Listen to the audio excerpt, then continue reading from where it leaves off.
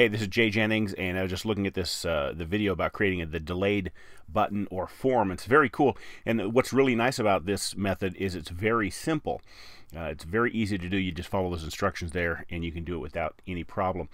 The downside to using that method, that method that Ryan Deiss uses, is that it is based on the time from when the person comes into the web page, which means that if they come into the page but don't start watching the video immediately, your timing is going to be off. If you have it timed so that at 26 seconds something happens, but they don't even start the video for 20 seconds, then that means your form is going to show up at the 6-second mark.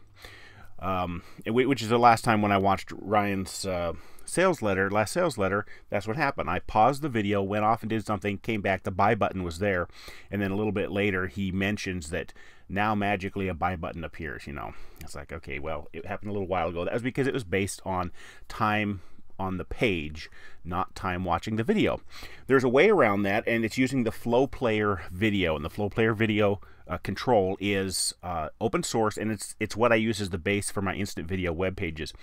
And so let me show you what it can do. Basically you can set up cue points, and I've got cue points set up on this video page here. I've got this load opt-in form one set, and I have it set for at 26 seconds it will load this form here into the opt-in section of the page. So let's go ahead and see what that is like. Actually, before I do that, let me change the page because I have it set to autoplay and to hide the controls. And so let's leave those there.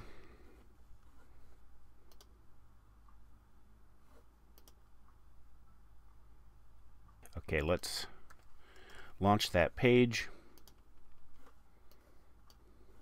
All right, here it is right here, and at the 26-second mark, this over here is going to disappear on the right-hand side, and the opt-in form will appear. How would you like new tips and techniques about dog start agility? This video. Now I can pause the video. It doesn't matter. I can go away. I can come back. I can play it again. How about answers to all? But it's still going to wait until the 26-second mark into the video.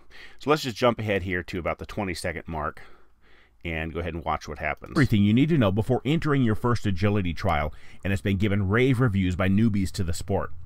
There's now a sign-up form to the right. Fill in your name and email address, and I'll send you the special. So there you go.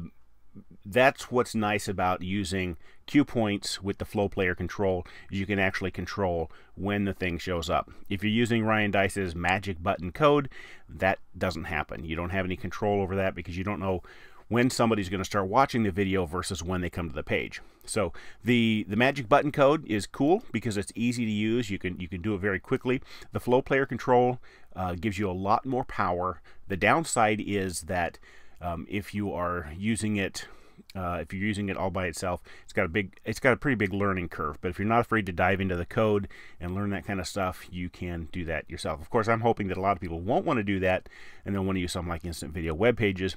But there you go. You can get the FlowPlayer control and get absolute control over when your opt-in form or your buy button or whatever appears on your page.